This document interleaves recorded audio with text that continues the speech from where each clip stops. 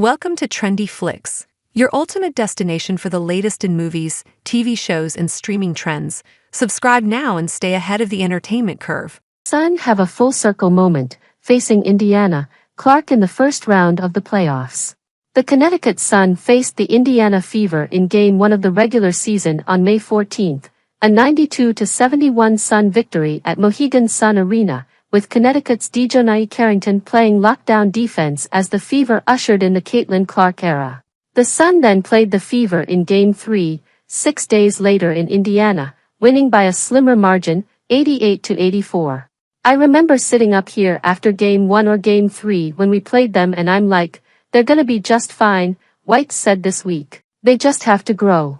They're young and they've got to figure it out and they've got to learn to play together and they have. They're playing incredibly well. The third-seeded Sun, 28-12 in the regular season, now face the number 6 Fever, 20-20, in the opening round of the WNBA playoffs, with the first game of a best-of-3 series scheduled for 3 p.m. Sunday at Mohegan, CH8. Game 2 is at 7:30 p.m. Wednesday at Mohegan with Game 3 if necessary on Friday in Indianapolis.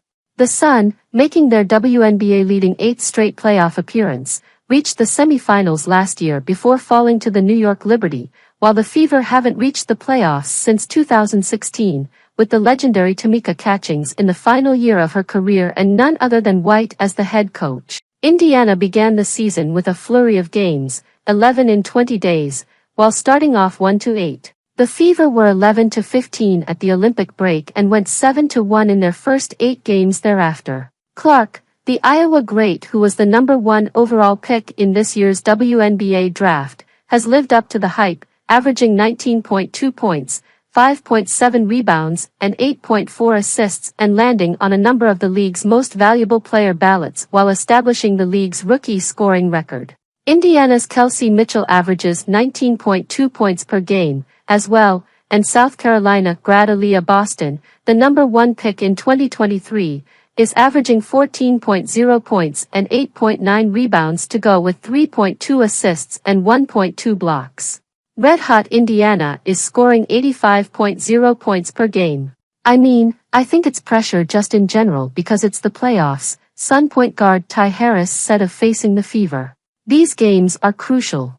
It's a 3-game series and we need to win, honestly, but it's exciting to see that we play them and we played them our first game, too, so it's gonna be full circle.